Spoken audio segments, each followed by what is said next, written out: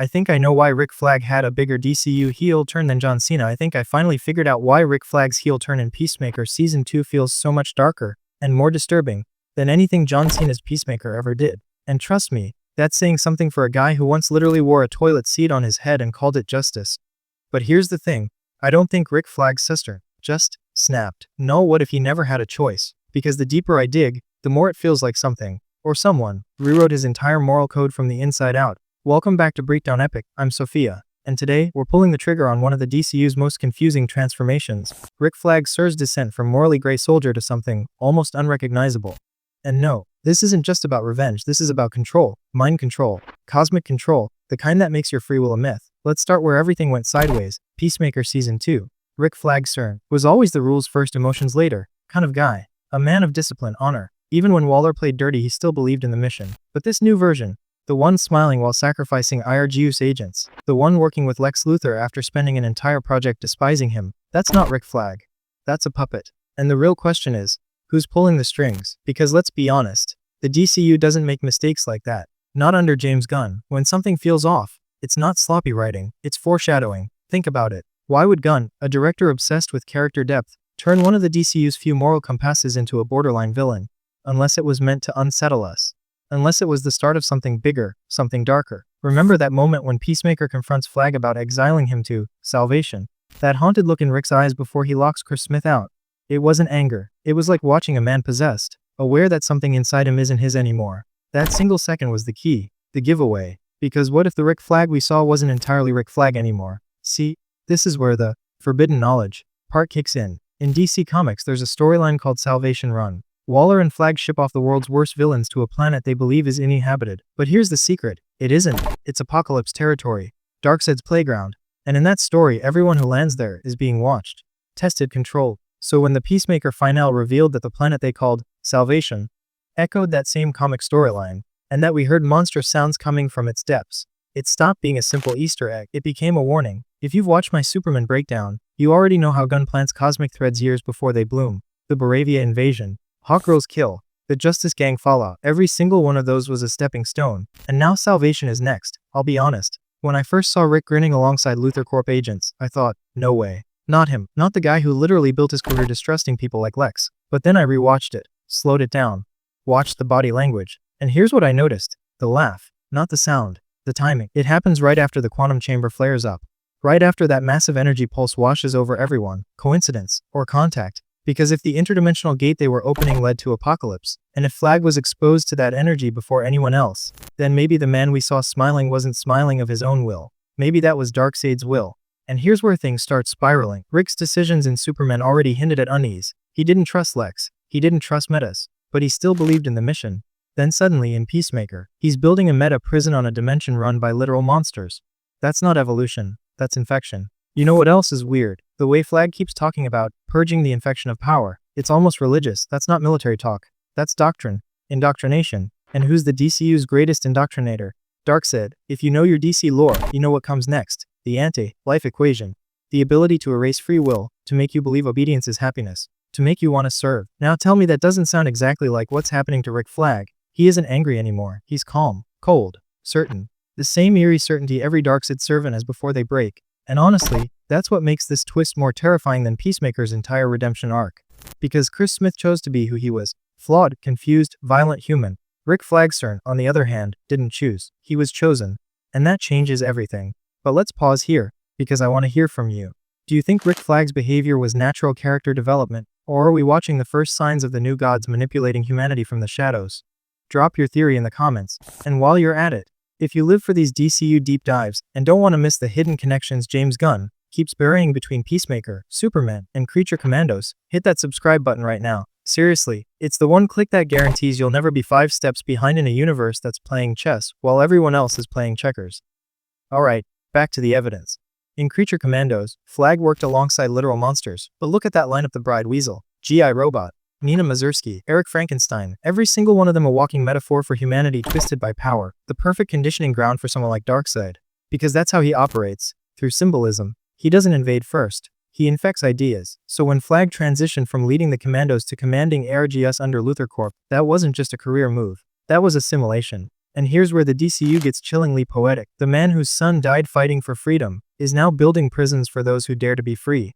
You can't write irony like that without intent. I know some fans want to believe it's just revenge. That Rick's doing all this to punish Metis because of Peacemaker killing his son. But that's too small for Gunn's storytelling. He doesn't do one-dimensional revenge. He does cosmic consequence, and if you connect the dots, Salvation, Darkseid, ARGUS, and that glowing quantum chamber, this isn't a revenge story, it's a recruitment story. The first recruitment of humanity into Darkseid's grand design, and it starts with Rick Flag. Now, let me take you deeper, because there's a pattern hidden across the DCU's last 3 projects that no one's talking about. The pattern of obedience, illusion, and contamination. Let's pick up where we left off, with that pattern of obedience, illusion, and contamination that's quietly running through James Gunn's new DCU. If you line up Creature Commandos, Superman, and Peacemaker Season 2, you'll see that every story centers around one thing: control. Whether it's controlling monsters, controlling public narrative, or controlling entire dimensions, this new universe is obsessed with who holds the leash. And maybe that's the point. Maybe Gunn is turning the DCU into a moral lab, where every character thinks they're the scientist, when really they're the experiment. Let's start with Creature Commandos. That show didn't just introduce us to monsters, it introduced the idea that humanity itself can be engineered, reprogrammed, justified through orders. Flag Sart was already learning how to command creatures without conscience. The next step, learning how to become one. Then came Superman. In the final act, we see Lex Luthor's Planet Watch gaining control over Superman, literally imprisoning the most powerful being alive under the guise of regulation. And who signs off on it? Rick Flag CERN. That was Gunn's way of showing us how easy it is for a soldier to become a warden. The shift from saving the world to deciding who deserves to live in it. Now, fast forward to Peacemaker Season 2. We see Rick Flag building a prison not for criminals, but for potential threats, for possibilities, for people who might do something wrong someday. That's not justice. That's prophecy masquerading as protection. And if that doesn't sound like Darkseid's entire ideology, I don't know what does. Because here's the forbidden secret nobody's talking about: the anti-life equation isn't just about mathematical control, it's about belief. It's about convincing you that freedom is chaos, and obedience is peace. Rick Flag Sir is becoming the first soldier to believe the equation without ever hearing it. It's psychological warfare, decades before Darkseid even steps onto Earth. Now think back to that ending scene in Peacemaker Season 2. Chris Smith trapped on Salvation, hearing those guttural, otherworldly growls echoing through the fog. That wasn't just a cliffhanger, that was a confirmation, because those weren't random monsters. Those were Parademons, the soldiers of Apocalypse. And here's the mind-blowing part: if Argus and Luthor Corp accidentally opened a doorway to Apocalypse, and Rick Flag was the first one exposed to that energy surge, then the infection may not have stopped there. That means ARGUS may already belong to Darkseid. Think about that. The world's most powerful intelligence agency, now unknowingly serving a god who feeds on despair. It's poetic, it's terrifying, and it's so James Gunn.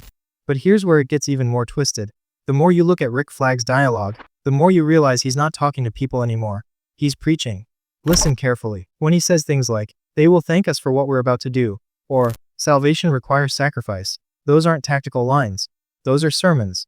Darkseid doesn't just want soldiers, he wants believers, and Rick Flagster has become his first prophet. Remember how in Final Crisis humans were possessed by the new gods after the fall of Apocalypse? It started small, whispers, voices, orders that didn't sound like their own thoughts. Now imagine that happening to a man like Rick Flag, a man already haunted by the death of his son, burdened with guilt, desperate for control. He would be the perfect vessel, the perfect missionary. And that's where Peacemaker comes in. Because here's the hidden irony: the same man who killed Rick Flag Jr. might be the only one capable of saving Rick Flag CERN. Chris Smith, the embodiment of chaos, the man who defied Waller, defied orders, defied every rule about control, is the anti-life. He's freedom personified. And that's why Flag exiled him. Because somewhere, deep inside the darkness, he knew that Peacemaker could destroy everything his new gods built inside his mind. That's why the moment Peacemaker touches the quantum chamber, it reacts. That's why the screen flickers like it's rejecting him. Because freedom and obedience can't exist in the same room. And that's the secret heartbeat of Peacemaker Season 2A.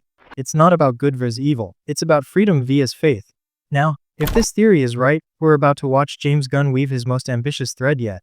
Because think about it, what if Creature Commandos wasn't just a spin-off? What if it was a test program? Task Force M, more like Task Force Mind. Each creature symbolizing a part of humanity Darkseid wants to break: fear, anger, love, guilt. And Flag was the one studying them, learning how to manipulate them. All leading to the one human experiment that finally worked: himself. If you've been watching this far, you're part of the 1% of fans who actually notice this stuff. The rest are still arguing about whether Cena's helmet looks stupid. You're connecting the dots. You're realizing that Peacemaker wasn't the clown of this story. He's the last man standing between Earth and cosmic enslavement. Now imagine the next DCU crossover: Rick Flag CERN, commanding the Parademons under Darkseid's rule. Waller trying to cover it up, Superman torn between duty and rebellion, and Peacemaker returning through that portal on salvation, only to realize he's not there to fight. He's there to save Rick Flag's soul. Tell me that wouldn't break the internet. And if Gunn is really playing the long game, this is it. The true bridge between street-level chaos and God-level war. Because this isn't just the rise of Darkseid. It's the corruption of humanity's will to resist. The most dangerous villain isn't the one who destroys your world, it's the one who convinces you it's already gone. So maybe Rick Flag's sister didn't betray the DCU. Maybe he's its first victim, the first to fall, the first to be saved. And if that's true, then James Gunn just turned the man we all thought was a side character into the DCU's most tragic hero. You know, sometimes I wonder if Gunn is laughing at us, watching everyone debate, plot holes, while he's busy rewriting cosmic morality through a man with a rifle. But that's why we do this. To catch what others miss. And if you made it this far, you're officially part of the Breakdown Epic family. The deep end of the fandom pool, where the theories get darker, the connections get wilder, and the secrets never stop. So here's your mission, soldier. Comment your craziest theory below. Do you think Rick Flag is already under Darkseid's influence? Or do you believe he's faking it, biding his time to take Waller down from the inside? And while you're there, hit the like button like you're smashing through a parademon hive. It helps push this video to more DCU fans who have no idea what's coming next. Because next week, we're diving into the one thing nobody's talking about, the true purpose of ARG's Dimensional Vault, and how it might connect to the new God's resurrection. Yeah, the apocalypse might already be here. We're just too distracted by John Cena's dance scenes to notice.